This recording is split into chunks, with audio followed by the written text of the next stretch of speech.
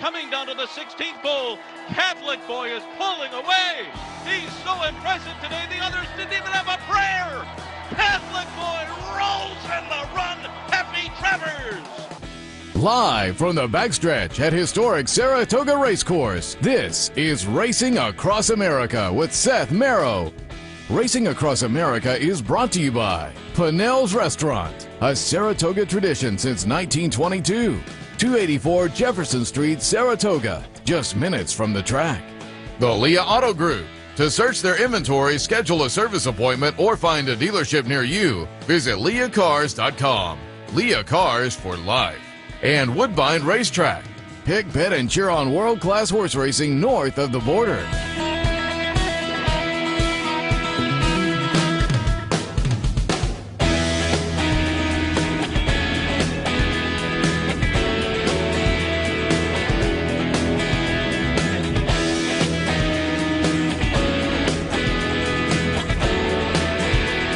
Good morning. Welcome to Racing Across America on another beautiful Saratoga morning. We are live from the backstretch. Seth Merrow in here on a Thursday morning, as they say. It looks like it's going to turn into a beautiful Thursday afternoon. It was a nice day yesterday.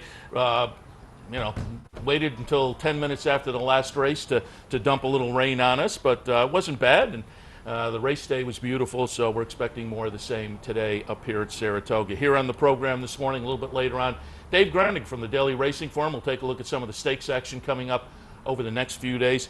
Matt Vagvolgyi will join us.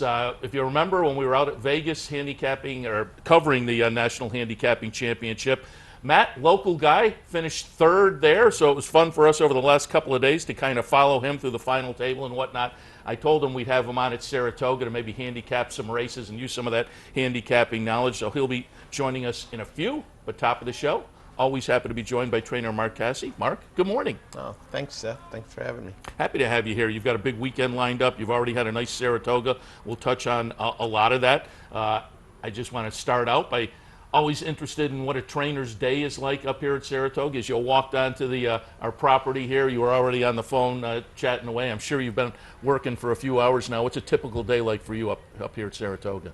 The Saratoga days are pretty long.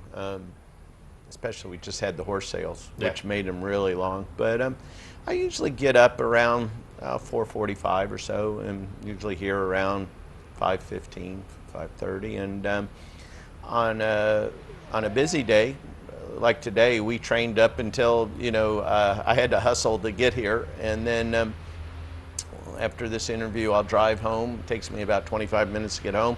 I'll take a little nap, take a shower, and come back. We have some running this afternoon. Plus, I run a lot of horses, all over North America, and I try to watch that, and then I usually try to have an early dinner. It doesn't always work that way, and then I go to bed and start over. Lots of phone calls, probably between emails, texts, phone calls, over 100 maybe a day. How has technology changed the training game since? It's helped a lot. I get, on a typical morning, I may get videos of 20 to 30 of our horses either breezing days after they run. We have a little bit of a video library, so I can look at horses, and if we have an issue, we can compare them to previous videos. Oh, that's interesting. Yeah, so it's changed a lot. Not as many phone calls. We get a lot of texts, a lot of emails. It used to be we'd have to tell everybody when their horses are running. They usually know as soon as the entries come out. So it's a good thing. And also, as you say, if you have horses racing in different venues, it makes it a lot easier now to I watch a lot on my phone or my iPad. I probably will run somewhere between have 1,000 and 1,200 starts, and I would say of those I might miss 5 that I don't get. And it may be for, who knows, well, for if you have a couple of races overlapping. Well, it was a couple years ago, and I don't remember. One of them was the what's the race at, the turf race at Monmouth, great race. We won it, I think, with world approval, and Lexi Lou was winning. Lexi Lou was winning a grade 2, and world approval was at the 8th pole. So I was watching. That's funny. Speaking of Lexi Lou, congratulations. Got in the Canadian Hall of Fame. Was it last night? It was last night. Yeah, nice. Very proud of her. Won the Canadian Oaks and the Queen's Plate a couple of years ago in the same year. So again, congratulations there. Doing some bio work last night. It was interesting. I'm assuming, and I think I'm correct, because I'm a big fan of Tampa Bay. My dad was retired for many years, and I would go down in the Tampa area, and I'd go up and get to the races a few times. I remember seeing Davy Jones from the Monkees watching the races there. I guess he had a farm nearby. But when I read your bio information, it said your first winner was at Florida Downs, which I'm assuming is Tampa Bay. Yeah, but that's not true. Oh, it isn't true? No. But I'll tell you a funny story, and then I'll tell you where my first race. But when I was obviously young, 10, 12 years old, we weren't allowed to go to the races in Florida. So my dad would take me, and he would park the car at about the 8th pole, right on next to the fence, and I would make my bets, and my dad would come about every other race or so and bring me, hot dogs and drinks, and he would go down. So that's how I used to watch the races. But my first winner actually came, I think, at Great Barrington Fair, which was really? in Massachusetts. Yeah, and it was, the reason for that was Massachusetts was at the time the only place you could get your trainer's license at 17. So my dad, we were up there, and I got my license. I think the first winner was Red Rocket was her name, and she won her first 3 times I ran her. My first win ever at a major racetrack was, I was 18. It was the following year. It was with a horse called, now I can't think of it. Joe's Coming, and he won at Keeneland. And if anybody knows Keeneland, they have 2 poles. Yeah. So he was going to run second, but the rider on the leader pulled up at the 16th pole. And my rider never stopped riding, and we won by a nose. And that was with the other rider standing up galloping. So, Yeah, that's great. It's also great that your first one was at Great Barrington, which has the potential to come back now, which would be interesting. You know what? If it came back, if there was ever I could do it, I would probably take a horse in memory of my father. That was my dad's favorite place to run, was Great Barrington Fair. And Andy Byer and him were buddies. He'll tell you about my dad. I love him, and unfortunately he's gone. But my dad wasn't maybe the greatest horse trainer of all time. But I had to follow him everywhere because he was a little notorious for playing his little games. And everywhere I went, the steward would say, "Now we know your dad." I said, "I'm not like my dad." A lot of people around here are very familiar with that Massachusetts Fair circuit, and a lot of people have great memories of that. I went up to one of the fairs and saw Zippy Chippy's last race. Literally 5 days after watching the Grade 1-4 go here, I was standing at a beautiful September afternoon in one of the fairs watching Zippy Chippy. We had a big 6-horse van, and if you knew a van, they have a peak up over the cab, and that's where we used to sleep, my dad and I. And then we'd have those little hot things you light, the fuels, and we would make our dinner doing that. And and I remember one time one of the fairs, horse didn't make the turn and went into the French fry stand. That's one of the things about those fairs. You had pizza on a stick and steak in a cup. And good old days, right? Yeah, no, they were fun. All right, let's get to some of your action most recently and get updates on some of the horses and where we may see them next. Just going back a few days ago, Perfect Alibi. We'll watch the stretch run here in the Adirondack. This was career start number 3. She had a couple of starts, one at Churchill to break the maiden and a second in the Astoria, most recently down at Belmont before the Adirondack. She'll be the number 3 horse here, wins by a chart margin of half a length over Frank's Raquette, who was the 70 cents to $1 favorite. You were a $15 and change price here, but again, Perfect Alibi number 3 gets it done in the Adirondack. What were your thoughts on this race, and what might be next for her? Well, it's an interesting race. She's an interesting horse. Obviously, the runner-up had some issues and some trouble, but we did too. We got held up for a little while as well. Of course, I read, what a great ride. Yeah. She's an extremely, extremely unique filly. She's a beautiful filly. She's almost 17 hands tall. Her winning that, I must have worked her here 3 or 4 times prior to this race. Her winning the race was the first time she won anything. She's one of those, if you work her in the morning, she won't beat anybody. The first time I ran her, I told Mr. Farmer, I said, she's training, she's done everything she can do. I think we just run her. A lot of times I like running my horses. I like, it's always a step, whether it's a forward step, a sideways. It's a plan to get you somewhere else. So I said, she'll run okay. I'm not expecting her to win. And she won by 10. So there you go. And came back, and she ran all right at Belmont, but if you looked at the 3/8 pole, you would have thought she was going to run last. I mean, she was going nowhere. Sean was riding. She was going nowhere, and then she came running. So I told Irad before the race, I said, look, just try to keep her in the race. I really don't know what's going to happen. And he had her in the race, and I mean, she showed a lot of gameness. Yeah. So I was impressed. She's starting to impress that was only me. start number 3. So. Right, and she's big. She's going to get better. So the plan is to go in the spin-away. I think the 7/8 will be great for her.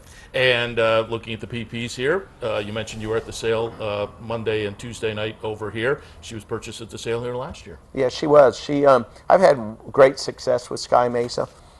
I really like the Sky Mesa that have some stretch to them, and she did. Sky Mesa is a unique sire. I've had them win going 5/8, and I've had them win going 1.5 miles.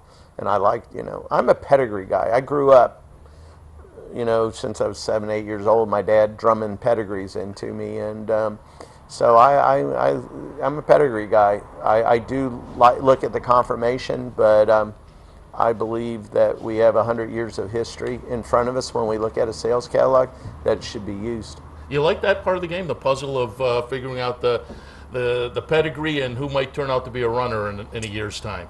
Oh, it's my favorite part. It's my dad always said, if it didn't whinny, I don't know anything about it. So you may see me, I may not even have a horse in a big race, but I'm always looking at the good horses, and I'm looking at them because I want to see if, say, for instance, it's a candy ride. I want to look and see what a shared belief looked like. I want to see that because, and I put it in my memory bank, and if I run across it, That's funny because I always say, as a handicapper, I always tell people, if you're new to the game or even if you've been around for a while, don't throw away your program, because now the puzzles have all been solved and you can reverse engineer. You're talking about the same thing on the pedigree and the buying, the auction side. You're kind of reverse engineering, looking at horses. Oh, successful, and let me look at that. Yeah, and it's funny you should bring up the puzzle, because that's what I always say to everybody. Training horses is putting a puzzle together. Very seldom do all the pieces fit when you try them. And if it did, how much fun would it be? So, running, I often say, and I used to say it to my son Norman a lot, maybe you don't get the results that you want in a performance, but it leads you to your next step.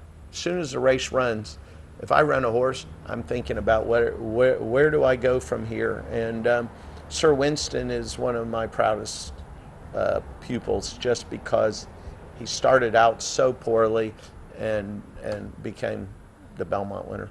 Well, and that is a good setup for Sir Winston. I just read within the past couple of days that maybe gets back into training sooner rather than later. And War of Will, I also read within the past 24 hours, you were saying, maybe 95% for Pennsylvania Derby as opposed to the Travers. Well, I'm going to be the first one to tell you this, because you saw me on the phone. I was on the phone with Mr. Barber, and I told him that I think that War of Will's getting better each day. I thought he looked great this morning, but he will not run in the Travers. Okay. It's 100%. Okay, so we're going to aim for the Pennsylvania Derby, and just simply because it'll give me more time to get him to where I want him. I mean, I thought for the Kentucky Derby, we came off a 6 or 7 week layoff, and he was on his game. He just got a little unlucky, and I want him back there, and I can't do that for the Travers, so we're going to aim for the Pennsylvania Derby. There's nothing I'd like more than to win the Travers, so it hurts a little bit, but I have to do what's best for the horse. And Sir Winston, am I right that training is around? Sir Winston's just starting back, and they just came out with a race yesterday that we'll aim for that one. It's a small purse, $20 million.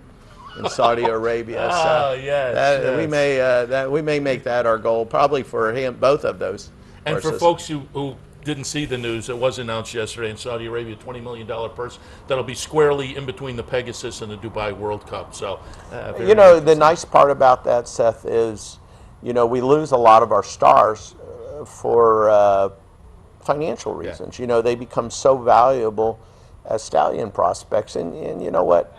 Very seldom do you get a chance to recoup. These owners are constantly putting out money after money after money.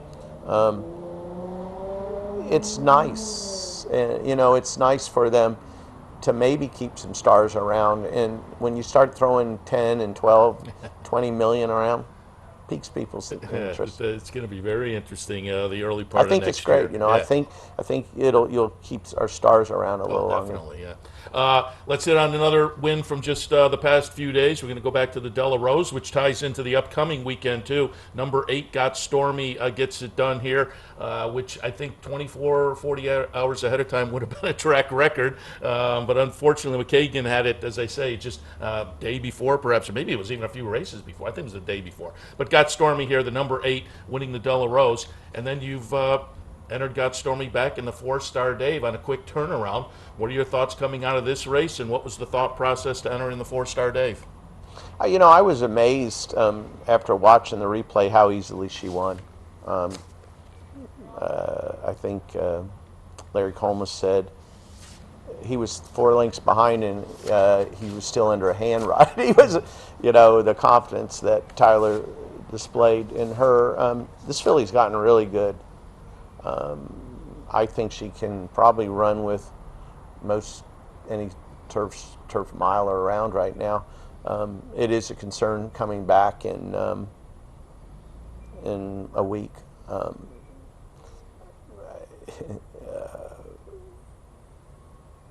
It's not necessarily. It's something that Gary and I discussed. Gary is Gary Barber, her owner, he's a great horseman himself, and we're a team, and we talked about it. We looked at the positives, the negatives. Honestly, I was probably more for not running. He is for running. He's as game as they come, but we both agreed that we would enter, and if for any reason she showed us any idea that she shouldn't run, and she trained great this morning. So right now, I wouldn't say we're 100% to run. Again, I just got off the phone with him, and I told him that I'm going to leave that up to him, but I could not stop him from, if he wants to run her, there's not enough there for me to say, no, we can't run. So I'm going to let him decide. And you know what? I think, again, going back to trainers, I think too many times, my wife said it best, and she said, it's our job to give them the beacons. It's their plane to fly. And I think sometimes as trainers, we forget, it's their horse. It's their money. Gary Barber's invested a lot of money, and I'm not going to take that away from him unless I feel like I'm going to hurt her, or I'm going to put her in a position that something, and I don't feel that way. So you probably a good shot you're going to see her run on Saturday. We'll see on Saturday. I want to catch up on a couple of 2-year-olds, see what may be coming up for them. You had a couple of nice ones a little earlier in the meet, nice wins. Fly So Pretty. Both of these had come off of one start, so it was the second start, showed some nice improvement. Fly So Pretty is going to be the number 1 horse here, had run 3rd in the debut effort down at Churchill, came up here, wins by a chart margin of a neck in a little bit of a ding-dong battle. Talk a little bit about the win by Fly So Pretty and what might be next for that one. I was surprised. She ran into some, of course, you're not going to see it here, but at about the half-mile pole, she checks and drops back to almost last. I was amazed that she was able to overcome the trip and be able to still win. She's an extremely talented filly. She's already in Kentucky. Anybody knows much about Kentucky Downs and all, she's going to go for $500,000 opening day at she's a Kentucky bred. Mr. Farmer, a big advocate of New York racing, but also of Kentucky, and we're going to go down and try to win that race. So she's already there. That's where she's going. Violent Point, we'll take a look at that one. Also earlier in the meet, Violent Point's going to be the number 9 horse. Again, coming off a career debut effort. This one down at Belmont ran 3rd, but nice improved effort for this New York State bred, getting it done. Chart margin of 6 lengths. Talk about the win by Violent Point. What might be next for that one? Well, the race came off the grass. You know, she really liked the slop. I thought her first race was probably better than it looked. We kind of chased from the inside, and she hooked a really nice filly. Johnny doesn't usually say much. After this race, he said, you know, this filly can run. So I almost fell over. Johnny's not one to throw those around. So I can't remember the name of the stake, but we're going to aim for there's a stake at the end of the meet, New York bred filly stake. Yeah. And what is the thought process when a race comes off the turf and the dirt? How do you, particularly with a lightly raced horse like this, how do you make the decision to stay or? Well, we've already done a fair amount of training with her, so we had an inkling that she probably was okay on the dirt. And a lot of it has to do, too, with, again, go back to my pedigrees. You know, pedigree's a big deal. But all that being said, until they do it, you never know for sure. And she looked good once she did it. All right, let me just, before we let you go, touch on a couple that are coming up. We'll hit on Fetching in the Saratoga Dew. Fetching, we're going to take a look at the July 14th race. That was beginning of the meet. Fetching's going to be the number 4 horse here. Again, nice little ding-dong nose victory by that one. That was career start number 3, career win number 2. So now she shows up in the Saratoga Dew, mile and an eighth.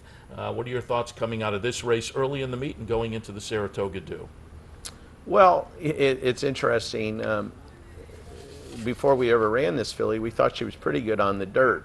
We ended up, there was a grass race, so we ran her and she won. Then she came back and had a bit of a troubled trip. And then, of course, she just won this race. Her distance is not a problem for her. I've been wanting to run her on the dirt. I'm not a I usually don't like running against older fillies, so that's a bit of a concern.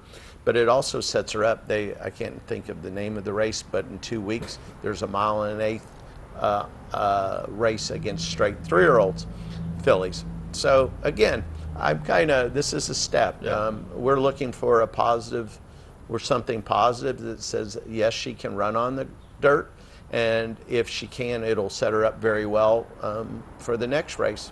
All right. I mean, we're hoping to win today, but as I said, I'm looking for a positive sign, and we're trying a piece of the puzzle. And finally, coming up on the weekend, we already talked about the 4-Star Dave and Got Stormy, but you also have March to the Arch in there.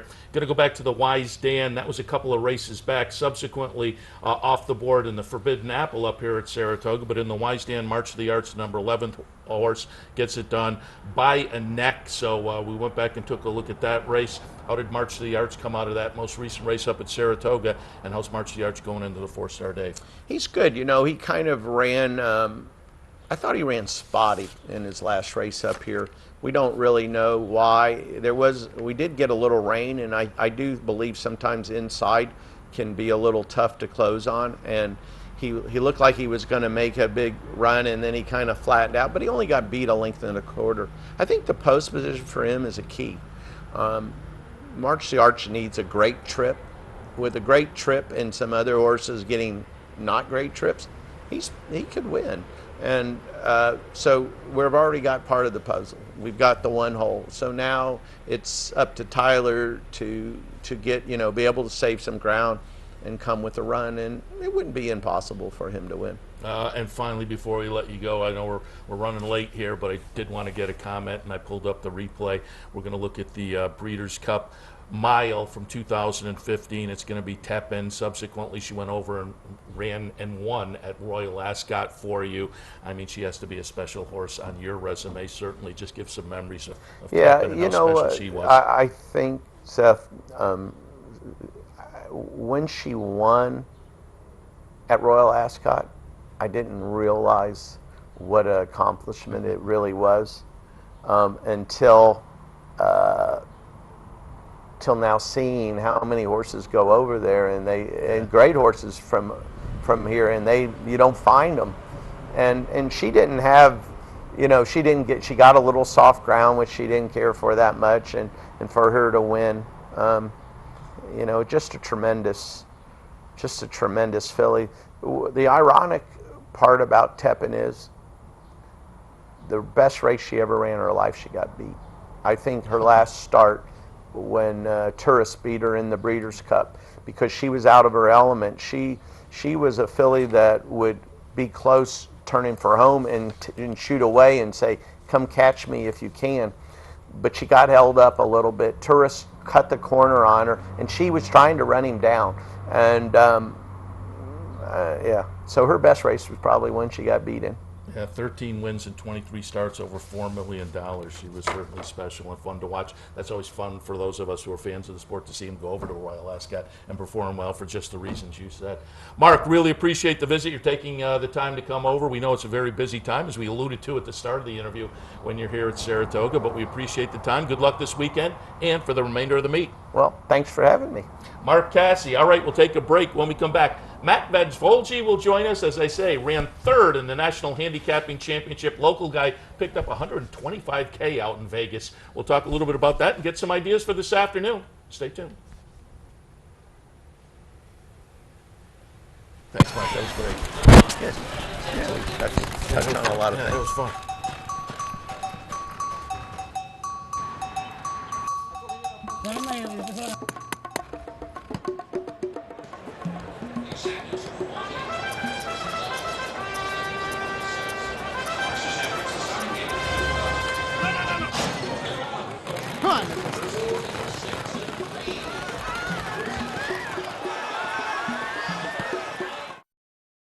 You like free money? Well, Capital OTB gives its players plenty of opportunities to cash in. At Capital OTB, there are so many ways for horse players to receive bonus dollars by simply participating in promotions such as our bankrolls, bounty bets, online handicapping contests, and much, much more. Plus, with Capital OTB's Player Rewards program, you get actual cash back. So what are you waiting for? Log on today at CapitalOTB.com or CapitalOTBBet.com and claim your free money.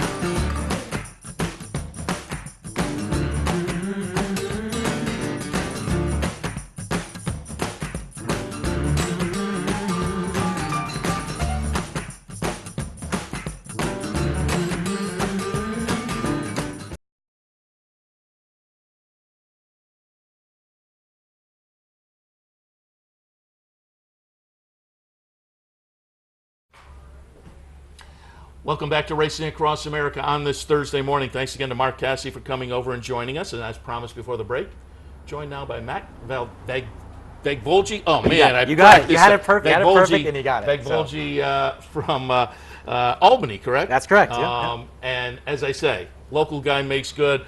It was a lot of fun for us when we were covering the National Handicapping Championship out in Vegas because Matt, we kind of plugged into you maybe late Friday or early Saturday as the cuts were being made, and we had a little location up in the front of the room over in the corner, and Matt's table was right in front of us. And so as you proceeded over the last couple of days, it was fun. That made it easier for us to have a little focus. Local guy, we were rooting for you. Right. It was a great time. Just overall, talk about your experience out.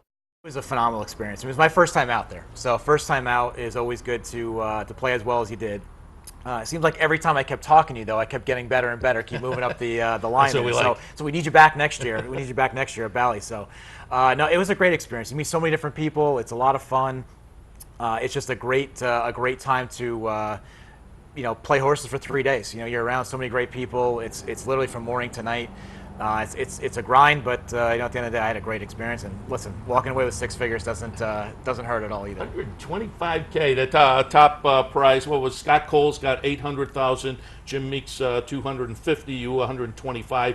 Scott Cole's won the contest with $367. You were in third with $354,000. Couple of dollars out of second place as well. Yeah. But again, what made it fun for us, we were following you through the cuts, and there's a few cuts, and the last and best cut is the final table of 10, which is the last half of Sunday, and you entered the final table number 9. So that was a great run to go from 9 to 3 on the final table. Yeah, and it was a little bit of a sweat going into the final table. I needed the last race at Fairgrounds, literally the last race before they announced the final table.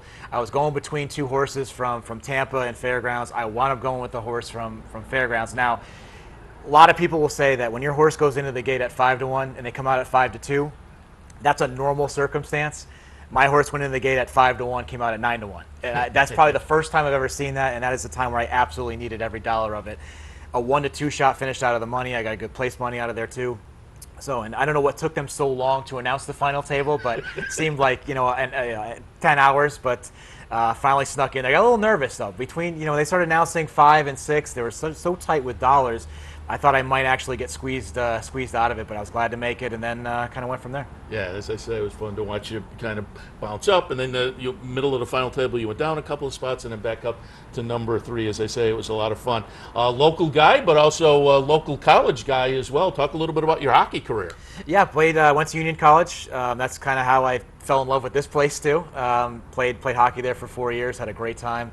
It's a good spot. It was a good school. It's kind of funny looking at all the other schools that I was considering. I've never heard of Union College before. I took one visit there and I came back. I said, I want to go here. This is the place for me. So no, I had a lot of fun, met a lot of great people, but literally got dragged to the track. I think it was my sophomore, junior year. I emphasize that. I got dragged to the track to Saratoga, and ever since I've been coming. So it just fell in love there, but also had a great hockey career at Union as well. I spent a couple of years at RPI and dragged some hockey players who lived across the hall to the harness track, actually, a couple of times. And then I wound up at Syracuse, though. So I am a hockey fan, but now I'm more of a college basketball fan. I'm spending the last couple of years at Syracuse. But it's funny, there is some crossover between hockey. We were up doing the Queen's Plate a few weeks ago at Woodbine, and Jim Lawson, the CEO, a former hockey player. And very nice. We were chatting with him afterwards and said where we were from, the OTB in Albany. He said, oh, I'm familiar with that area. He played college hockey. Colgate or Cornell maybe, but he said played Union and played RPI. He said he remembered the area. But then he also noted that he had gotten a huge brawl playing up in Glens Falls in his semi-pro days. He recounted an afternoon where he took a shot at the wrong guy on the Glens Falls. And somebody on his team later said, "Oh, that was not the guy to start a brawl with." Any college brawls of note? Not too many. No, not too many in college. Played a little bit of some junior hockey before getting into college. That's where you usually see it. Fighting's legal there, so you can see some of those. Junior hockey? Junior hockey depends on what league you're playing in. There are fights that are legal, but when you get into the college ranks, especially high school ranks as well, it's not. But occasionally you do find them. Usually sitting for a while if you get into one of those. So. Yeah, probably just as well stay out of those. Talk about how you qualified last year, and have you qualified yet this year? So last year I qualified online. I'll admit it took me a while. I played, I played throughout the year, just kind of chipping away. Was getting close. At the end of the day, I would have qualified on points. I didn't want to leave it to that at the end, but it was pretty late in the year. I finally actually won a tournament online on horse players, and got my way into the tournament. And oddly enough, I think it was maybe 30 days after I got back from Vegas this year, so in 19, I qualified again for Vegas in 20. So I took care of it early this year, you know. So now I got lucky. Pressure's off. Yeah. Pressure's a little bit off. I'm already locked in for the Breeders' Cup betting challenge as well. So nice. got kind of my placing set. Playing the tournaments tomorrow and Saturday here. Oh, you're going to come Saratoga, up? Yep, playing in those tournaments. So I got quite a bit on the plate. Looking forward to it though. But the big thing is the NHC to me is the best part about it. You have to qualify. So there's a sense of accomplishment before you even step into the room and start playing. There's no other tournament like that. So some really good horse players that can't get in. You can't show up with 10 grand and buy in or whatever the number would be. You have to qualify. So I think that to me is one of the best parts about the NHC. Yeah, you were third, and there was well over 550 entrants, and some had multiple. So there was actually 660, I think, whatever you would call it, entries, 550 players and 660 entries with multiple entries. So to run third there was a great job. And again, it'd be fun to follow you this year as well. And interesting, you're playing over here also. I was thinking about playing Friday, tomorrow. And when it came to the deadline yesterday, I hadn't been feeling it so far, but over the last few days I turned it around, and I may regret that I didn't play. But you said you've been having a good Saratoga meet so far. Yeah, as well. So far so good. Like we were talking before, I'm coming off one of my worst Saratogas ever. Like literally talking to myself, staring at the wall, wondering what I'm doing. Have I ever handicapped a race in my life? To this year, got going early. Primarily pick 5, pick 6 players. That's kind of where usually my money ends up. But gotten lucky so far, so it's been good. So hopefully we keep that rolling. All right, let's see if we can get a couple ideas for today. Let's start in race number 2. State-bred claimers, $25,000 claimers, 6 furlongs to trip. My note at the top of the page, I thought this was a pretty evenly matched field. I went 2-1-7 and 5 and took a little shot with the Gargan first off the claim angle with My Roxy Girl. Master of the obvious here with the morning line price. But what are your thoughts in race 2? Oh, it'll be a little interesting. I'm against the 2 in this race a little bit, but like you said though, I think it's an evenly matched field. I went the 6 Royal Inheritance 10-1 morning line. A little bit of a theme on this day. I do like Saez getting this horse forwardly placed. Coming out of some good New York bred company. Cheapest level this horse has been at. I don't see much. You see a little bit of pace from the 3 coming out of the gate, but I don't think it's enough to sustain it. So I think he might get his own way up front. And you mentioned the 2. I'm a little against the 2. If you look back at the last win from my Roxy Girl, just I thought had her own way. I just thought there really wasn't that much pace. Wasn't really pressured that much. Kind of got out to an uncontested lead. If you see in the TrackMan's comments, uncontested. If you watch that race, it truly is uncontested up front. I don't think that's going to be the case today. I do think there's going to be a different pace scenario up front. I think that Royal Inheritance gets out to that lead and may go start to finish here. 10-1 on the morning line. We like that. Also like to root for our buddy Rick Schosberg. Race number 4 this afternoon. 35 to 40 claimers going 7 furlongs. I thought I have 3-horse box written at the top of my page. 4, 3, and 2 for me. I thought those were playable. I thought the morning line offered a little bit of value. California Night on top for me, just overmatched last time, and it's 7 to 2. I thought a little bit of a play coming in from Churchill in that last stakes race. But again, for me, 4, 3, 2, and 5. Your thoughts on the 4? We're on the same page. California Night to me, again, this race to me is all about pace. I think the 4 gets out to a pretty easy lead, and I think there's going to be 3 or 4 horses kind of looking at each other, sitting off that pace. And I think that Saez is the kind of guy, again, he's going to be aggressive out of the gate. I think he gets that lead, and I don't think anyone really goes with him in pressures. And I'm just hoping around that far turn you see a lot of activity behind the 4 and not much on the 4 with Saez, and he kind of takes them start to finish. If you look 3 back, I think that's the exact race that I see today. I really do. Same distance. I think the same setup where he gets to a comfortable lead. It's not too fast, not too slow.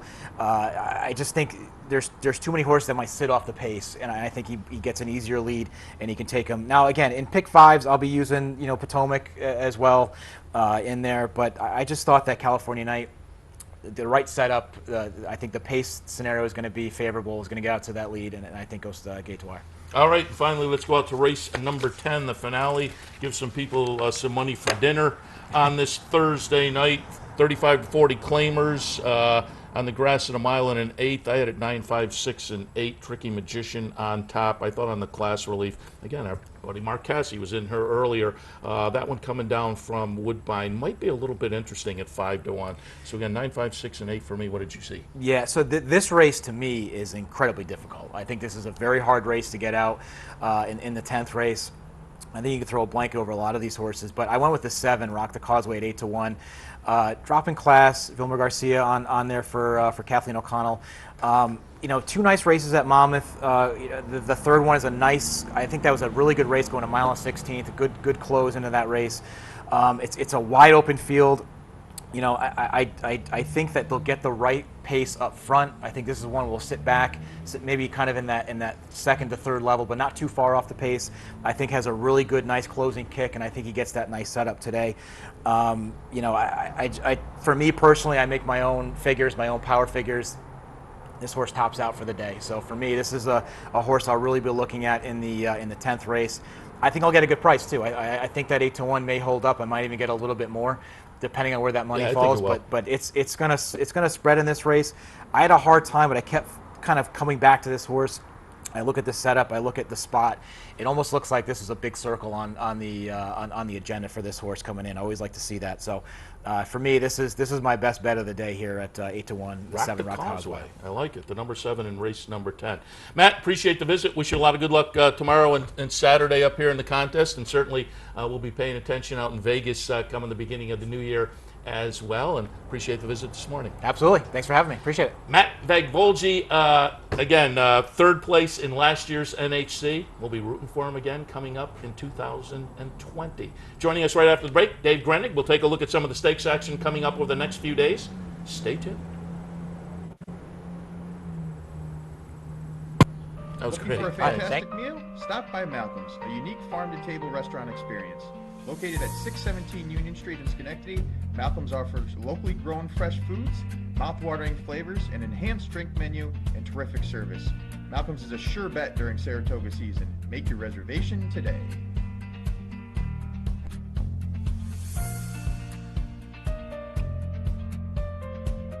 In a recent study of some of the top online wagering sites, Capital OTB won big in total player rewards, far surpassing some of the best-known wagering sites in America. While other rewards programs simply offer you points redeemable for gift cards, Capital OTB's rebates are paid to you in actual cash. Plus, Capital OTB gives you full and immediate access to your money. So if all you're getting now are points and gift cards, join Capital OTB Player Rewards today and get cash back. Visit CapitalOTBBet.com and sign up today.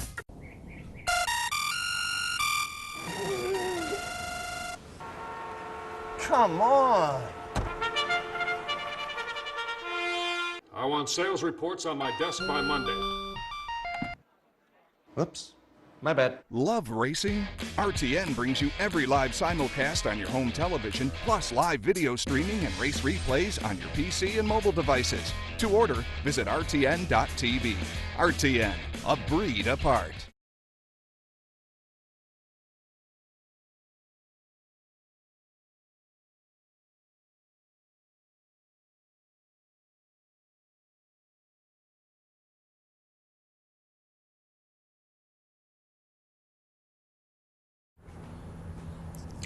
Welcome back to Racing Across America on this Thursday morning. As promised before the break, joined now by Dave Grening from the Daily Racing Form. Dave, good morning. Seth, how are you? Very good. Thanks for joining us. Again, know everybody's busy during Saratoga, and you guys do a great job with the workout reports and whatnot. And that means a lot of work in the morning, but I always like to tout the workout reports as well. A lot of great information. It adds to the handicapping toolbox at Saratoga. You never have enough information.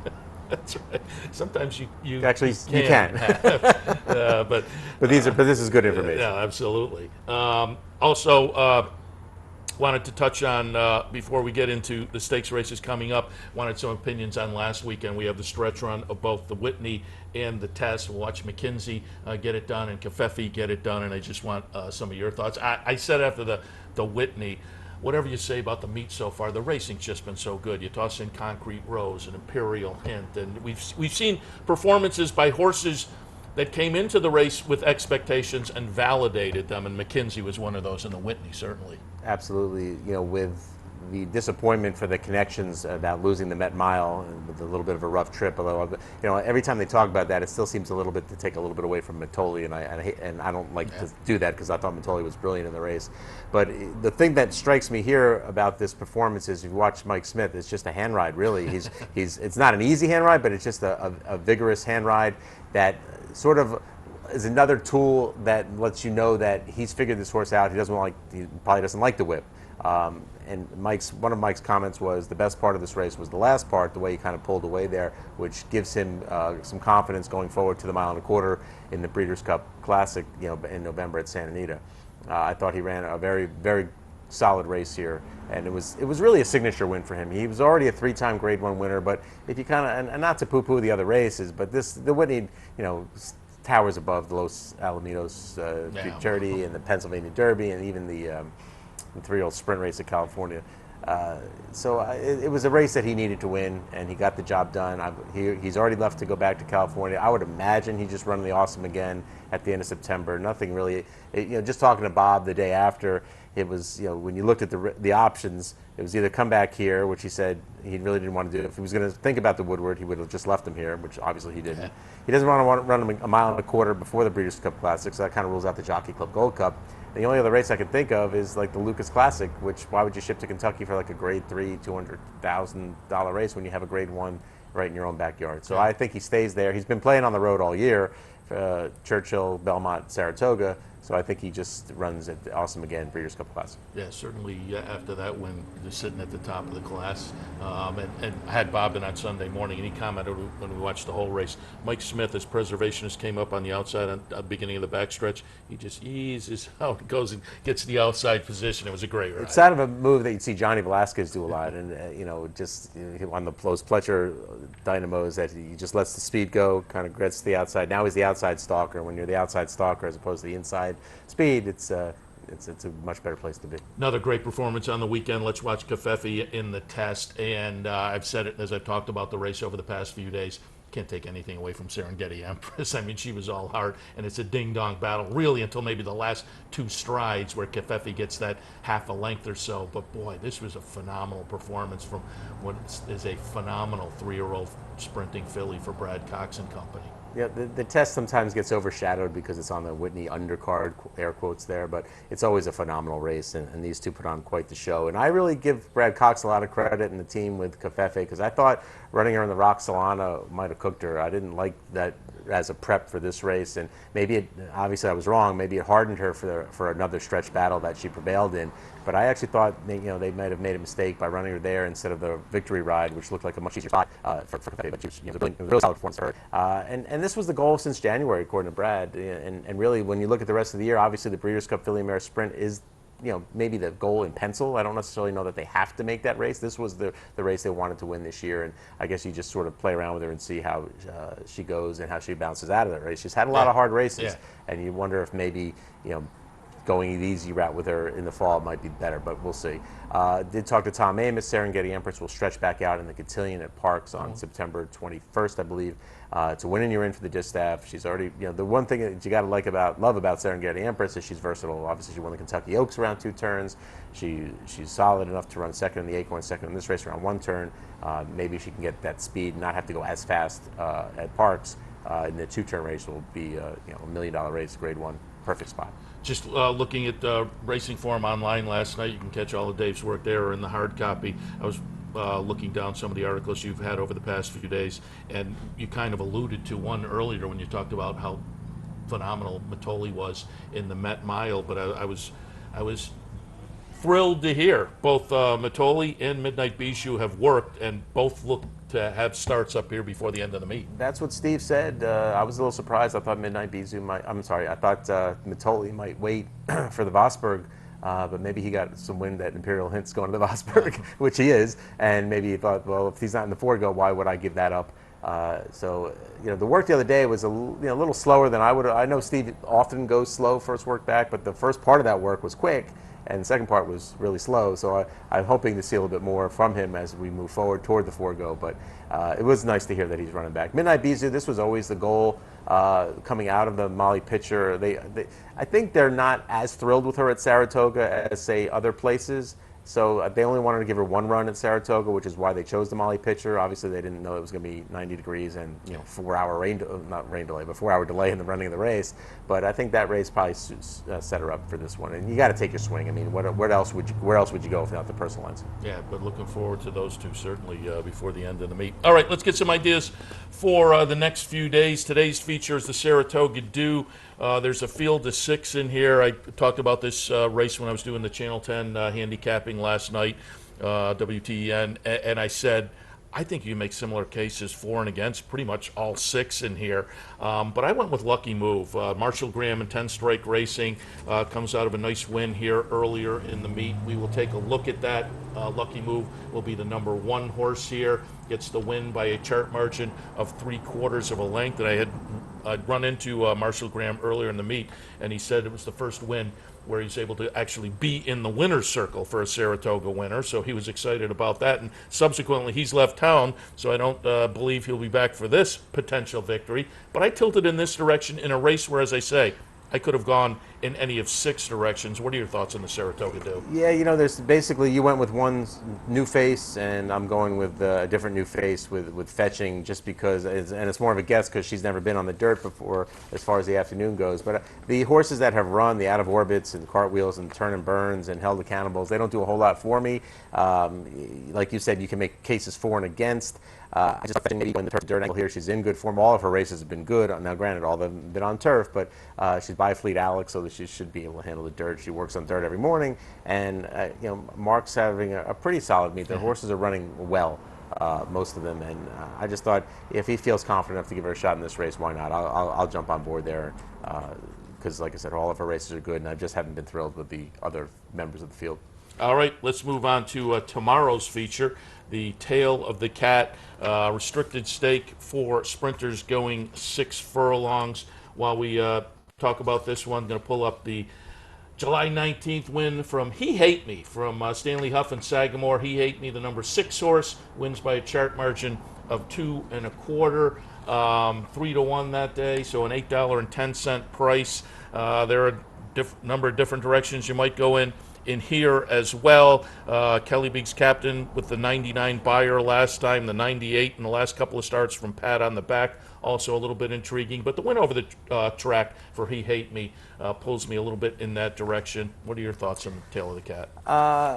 Stanley Huff and the Sagamore people may hate me because I've been on, I wrote a nice story. I read a story on Stanley right after they won a couple of races, and they was having a big weekend. Going in the Jim Dandy and California, they had a grade 1, and neither horse ran particularly well. It hasn't gone too well since that article came out.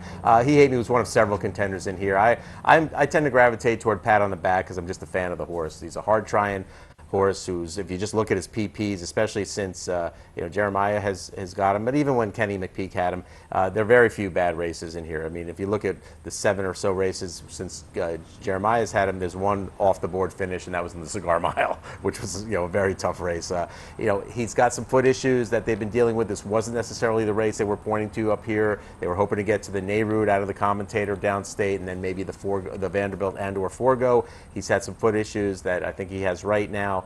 And 6 furlongs, they keep saying 6 furlongs is not his best distance, but yet he's 3 for 5 at the distance. Came off the long layoff with a nice effort in the Affirmed Success, which was an okay field. It wasn't great, but I just love the way he just finished that race, and he tries. And I think there will be pace here. I think you got Killian's captain. You got Skylar Scramjet, who, if he runs back to that second in the Carter, he's going to be tough to beat.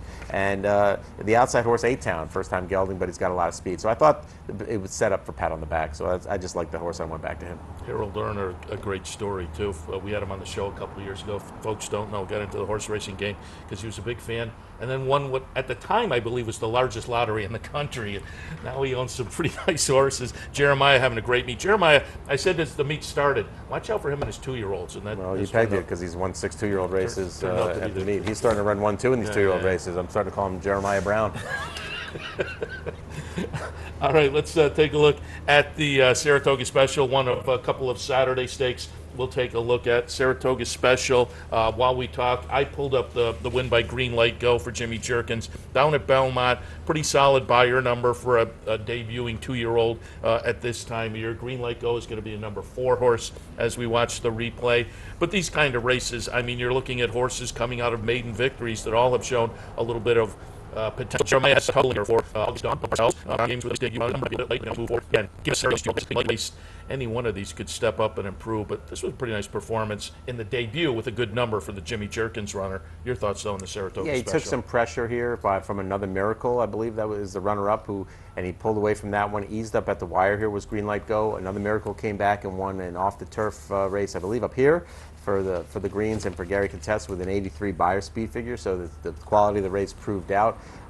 He'll probably be the favorite in here. One note on, just to go back, there will be a scratch in this race. Number 6, King Snake, who's cross-entered in a stakes race at Prairie Meadows, will run there instead, so the race will go from 8 to 7. I like Zeramid in here. I think Steve Asmussen, in my conversation with him, he was kind of surprised that the horse got beat first time out. And ironically, the horse that beat him was a Steve Asmussen horse called Half Moon Reef, who came back to win a Louisiana bred stake at Evangeline. And then he came back with, I thought, a nice effort here early in the meet, third day of the meet, pulling away late to win by 2 3/4 lengths. Led me to believe that more distance is going to be fine for him as we stretch out. Would have preferred a little more outside than inside of the post, but I like the experience factor, the race over the track. But you have to beat Jimmy's horse, Green Light Go. But I think Zeramid will get it done. All right, let's move on to the 4-star Dave. And we had Mark Casse here earlier, who has a couple of horses, but one of those being a little bit of a story horse with Got Stormy coming back on the turnaround. That one won the Della Rose just a few days ago with what 24 hours earlier would have been a track record. Right. Winds up, though, not getting that track record, but still a very nice performance. He also has March to the Arch in here.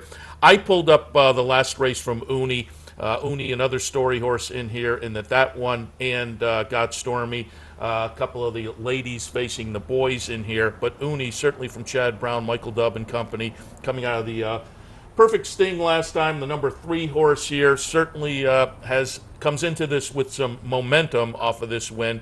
But again, a race where you can find other horses that are also intriguing. Raging Bull, also from Chad Brown and Peter Brandt. Guido, always one that can step up and run big. What are your thoughts on the 4-star Day? Look, Uni's a tremendous talent, and just look at her past performances since she's come to this country. And came off the plane and ran third in the Belmont Oaks at a distance a 1.25 miles that probably is not her best. You look at what she's done since Chad put her a mile. She's 5 for 5, won 5 in a row, all at a mile, including the Matriarch shipping out to Del Mar to win that race against another New York horse, Daddy's a Legend, for George Weaver. I'm just a huge fan of Uni, and I think she gets the right setup here. There looks like to be solid speed if everybody runs. Jidu, who scratched out of the lure last week to point for this race, go from the outside post. Dr. Edgar is a one-way horse with speed. I thought there was another horse. The Godolphin horse may even show some speed, although sometimes they don't often get as quick out of the gate here first time in the U.S. But Uni, to me, is a really talented filly mare who I think can beat the boys here. If you're looking for a price horse in here, I don't know what he'll be, but Embry was 12 to 1 in the Forbidden Apple. This horse was 3 times in a row second best. Another one who I think really runs well at a mile, is more seconds than wins. But if you can hook Uni up with Embry, I think you can get a decent exact. And again, will benefit from pace, and the price should be right. So and again, Maker's having a very good meet, so underrated meet, by the way. But Embry, to me, is a price under Uni. Raging Bull, I'm not sure of him at a mile, but he is 2 for 2 at Saratoga, and he does come with a burst. He has a very, very strong kick, and if he can get a clean trip, he'll be all you can handle in the lane as well. But Uni, to me, is just a special talent. I'm glad they're taking the shot against the boys here. Yeah, another fun Grade 1 on a Saturday up here at Saratoga. And speaking of Grade 1s on Saturday, Dave, before we let you go, just update us again, going over some of your articles you've covered over the past few days. Maximum Security, it looks like they're still up in the air about that one for the Travers, and Code of Honor had a workout within the last few days. Yeah, Code of Honor, they skipped to Jim Danny to kind of freshen up for the Travers, and he had a pretty solid in-company work. They'll probably come back with another serious work. I think this is the weekend here where you start to see the Travers horses get back, the Jim Danny horses get back on the track, and the ones that skip the race, start to pick it up even more. So Maximum Security, he doesn't really have what's a traditional workout. He does these, open gallop type things, and then they put a clock on him for the last, part of it, and they give him this very slow time, and you're like, how can he be this good with these slow works? Well, it's a steady progression of gallops that get him to be this good.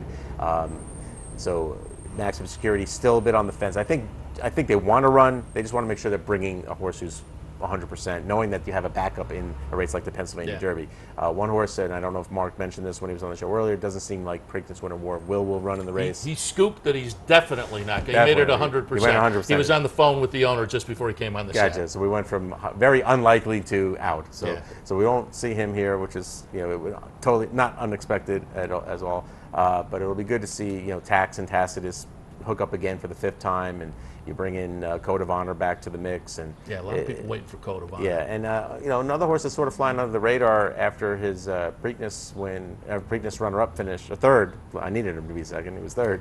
Owendale is supposed to come. He had a 5/8 working 58 and change at Churchill on Saturday. Brad Cox was telling me.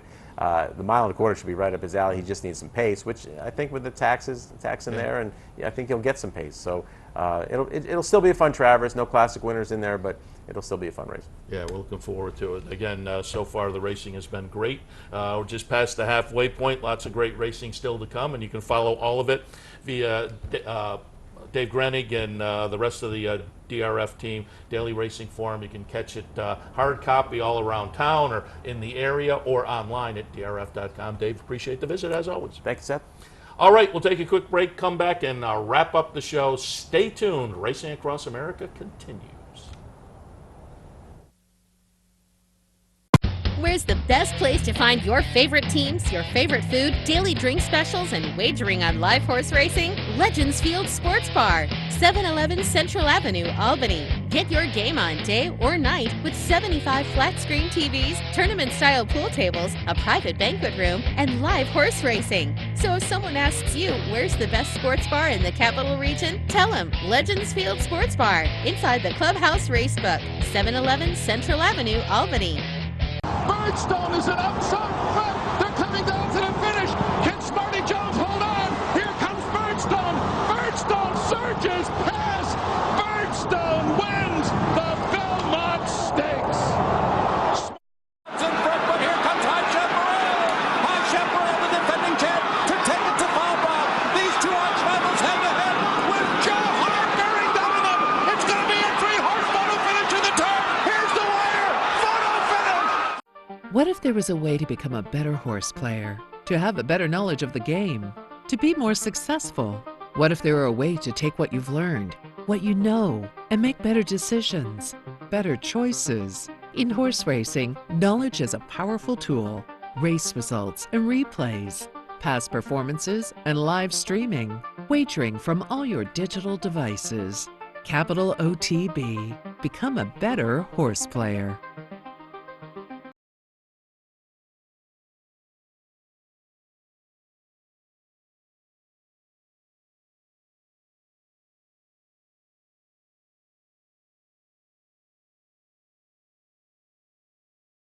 Saratoga, and it is a gorgeous Saratoga morning that will lead into a gorgeous Saratoga afternoon. Good racing. I enjoyed the day yesterday. Hopefully you were paying attention to the Handicappers Award, picked up the sheet because I thought the sheet did nicely yesterday. Actually had a couple of people walk up and say they were playing the sheet and made a little money. So that's what it's all about. I should remind you, I'm not on the sheet today, but I handicap the full card every day over at my Equidaily site. So if you want to pick up the selections, I also do a bankroll play. I usually don't put the selections are up already for today, but the bankroll play, I usually look at the scratches first. So I haven't updated the bankroll play for today yet. But you can go to equidaily.com every Saratoga racing day to find the selections. And of course, when I'm in here doing the handicapper support, they're available at capitalotb.com.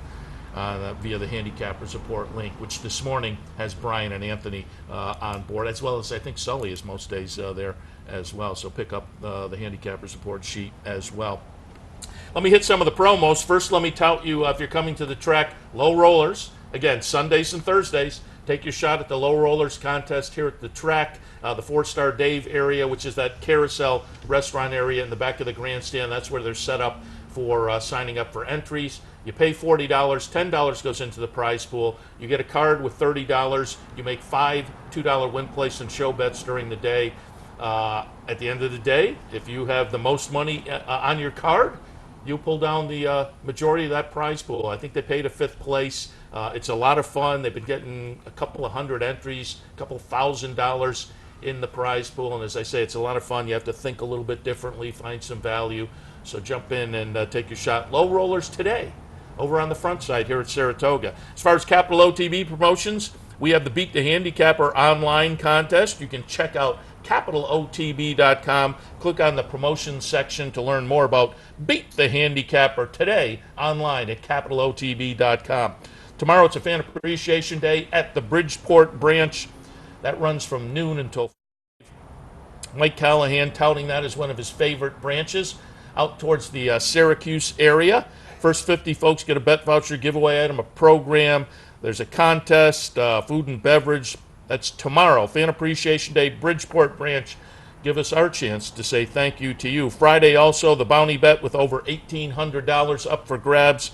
All you have to do to get in is play the late pick 5 at Saratoga with your Capital OTB bet account. And then you're just playing against other people playing on their Capital OTB bet accounts. Late pick 5 tomorrow at Saratoga. Take your shot at that $1,800 plus bounty.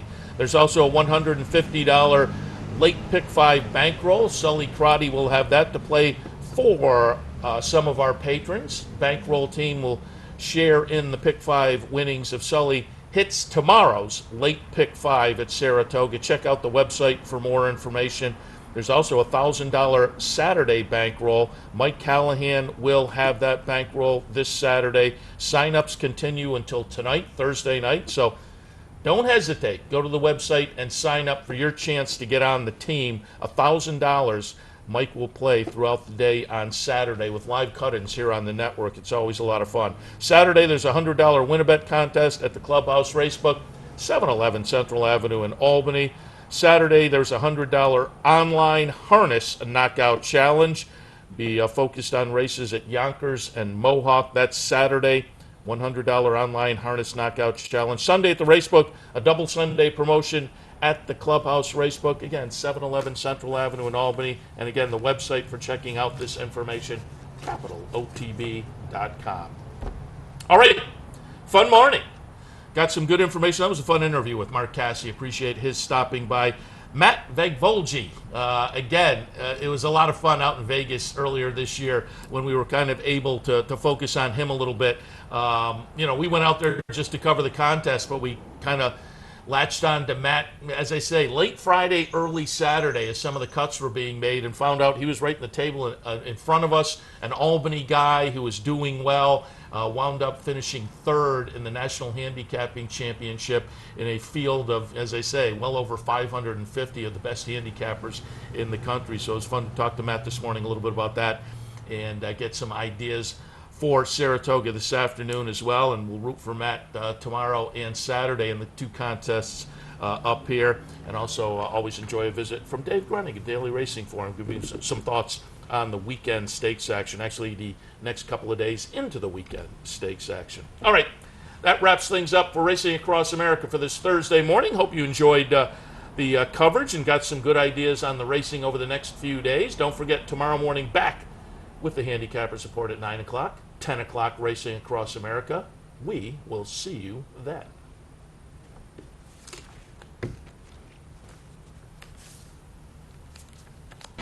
You've been watching Racing Across America with Seth Merrow. Racing Across America has been brought to you by CapitalOTBBet.com, the premier online wagering site in New York State. CapitalOTBBet.com. Sign up today.